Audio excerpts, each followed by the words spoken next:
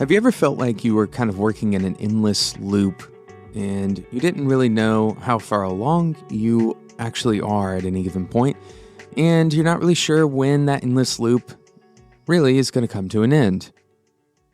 We're talking about a way to avoid this feeling, to avoid this mental state in today's episode. My name is Jonathan Cottrell. You're listening to Developer Tea. My goal on the show is to help driven developers uncover their career purpose so they can do better work and have a positive influence on the people around them. You've heard that before if you listen to this show, and it's true. I truly believe that if you can connect to something that you believe in, then you're going to have a better work life.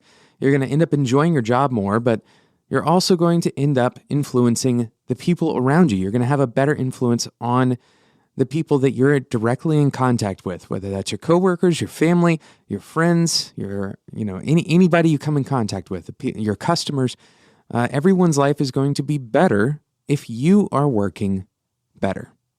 And one of the ways that you can become disconnected, one of the ways that you can start losing sight of that purpose is to feel like you're floating.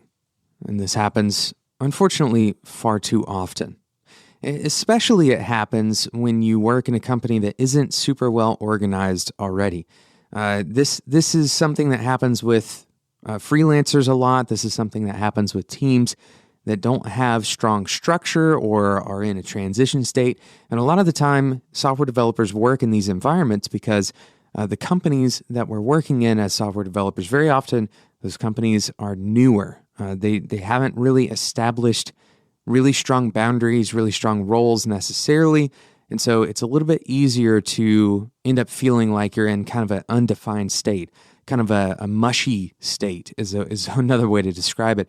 And this can be really frustrating because when you have this level of uncertainty, it can create a little bit of a sense of anxiety. So we're going to talk about ways to mitigate this mushy kind of lack of definition.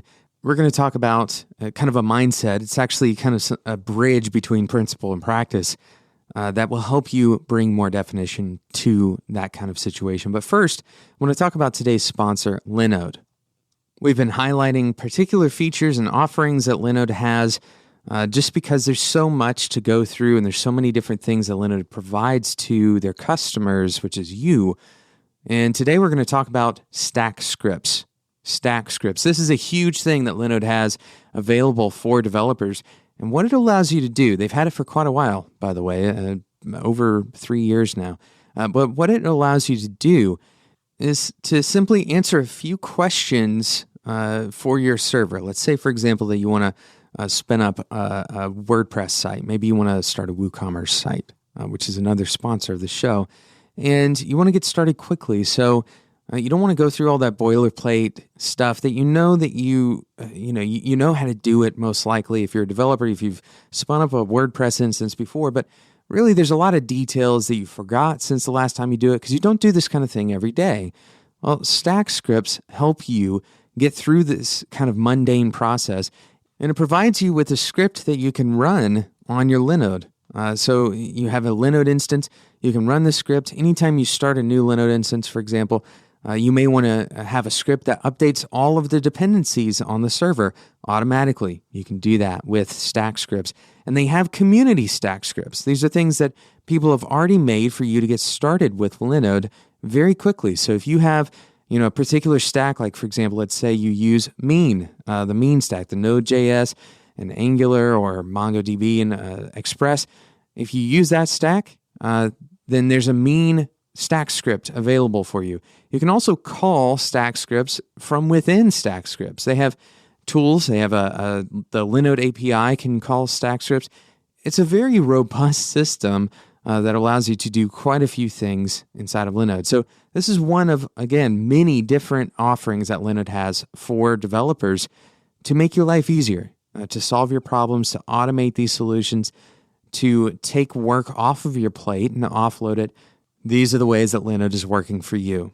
Now, you can get started with Linode for as little as $5 a month. That'll get you a 1 gigabyte of RAM server. Of course, Linode is providing you as a Developer Tea listener with $20 worth of credit. All you have to do is use the code DeveloperT2018 at checkout. Thanks again to Linode for sponsoring today's episode. Head over to spec.fm/Linode if you want to learn more today. So we're talking about a way of getting rid of this uncertainty factor. And there's no silver bullet here. I hate to break it to you. Uncertainty is something that you're going to deal with in your career, probably indefinitely. But there are ways that you can shift your mindset a little bit and practice differently so that you create your own boundaries. So what I want you to do is to adopt a project-oriented perspective. Okay, projects are defined as scoped efforts towards an objective. That's as simple as it needs to be. Scoped efforts towards an objective. Software projects typically have the following things in common. Number one, there's a limited resource that we will be using to accomplish this project, right? This can be time, this can be money, this can be hardware, or it can be a combination of any of these things. These are all limited resources. You can't create more time. You can't create more money. You could create more hardware, but it would take more money to create more hardware, right? So limited resources. Number two, the second factor, there is a objective that the project is kind of pointed at accomplishing, either directly or indirectly, right? So it could be one or more objectives, but it's even better if you can kind of nail down a single objective per project. And I want to say something about timeline on a project. A project can last as little as half a day. You don't have to have this major timeline and multiple people involved. Projects can be relatively small, and you can also compose projects together, right? So the idea is, don't think of your work in terms of tasks. Tasks can pile up and they can end up being undefined. They can end up having really difficult to understand objectives. And ultimately, you deciding how much time to put into a task, that's a really difficult process. And it's going to leave you feeling like things are a little bit mushy once again. So instead, if you have projects, and these projects have objectives, they have resources, and they have kind of values assigned to them, then you can choose which projects make the most sense. Now, only one change ever happens at a time. In other words, you can only do one thing at a time. You're not going to be multitasking. So prioritization happens whether you want it to or not. You're going to choose one task at a time. So it's of utmost importance that you actually take the time to do that prioritization. Now, I would recommend that you have one project on your plate at a time. Don't try to bounce between projects. Identify a project that is worth your time. Identify a project that is worth your time, your energy, that's worth the resources that you're going to spend on it. Remember, projects are not just these endless kind of buckets of time. They have limited resources. They have limited time. So you can start to scope the kind of work, the kind of energy, the kind of quality, the level of testing, the level of rigor that you're able to put into a project based on those limited resources. This is going to help you substantially improve the boundaries that you place on the work that you do.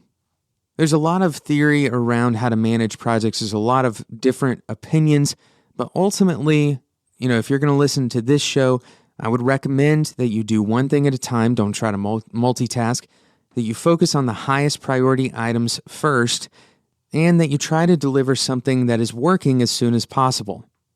This means that you're kind of living below your means. This is something that we learn in personal finance, that if you have some margin, financial margin, you're much less likely to get in trouble. So if you can target, for example, you may set your personal target to ship something that is working, kind of an MVP, at the 50% mark. In other words, whenever that limited resource, whenever 50% of it has been used, then something working, something that is absolutely minimal to the objective that you're trying to accomplish, something working is there. Thank you so much for listening to this episode of Developer Tea. I hope you enjoy this concept, and more importantly, I hope this is helpful for people who are struggling with feeling like you're just kind of wading through an endless ocean of tasks. If you add one more layer on the outside of those tasks, bundle those up together into projects, That's going to help your objectives. It's going to help you understand how your work is contributing to those objectives and how to put limits on the amount of time, the amount of effort you put into a given task.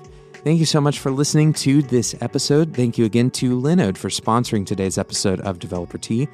Remember, Linode has tons of offerings. We're covering them on this show kind of one at a time, highlighting them. But you can learn all about Linode by going to spec.fm/Linode. They're going to give you $20 worth of credit just for being a Developer Tea listener if you use the code DeveloperT2018 at checkout. Head over to spec.fm/Linode. Thank you again for listening.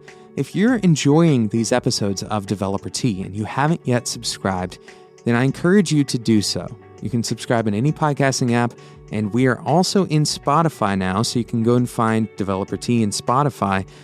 But we're posting 3 episodes a week, and it's critical that you subscribe to Developer Tea because a lot of people find that if they fall behind, that it's more difficult to go back and find episodes that they believe are relevant to them. Now, just because you're subscribing doesn't mean you have to listen to every episode. We intentionally post more episodes of this show than the average podcast because I know that not every single episode is going to be relevant to every single person.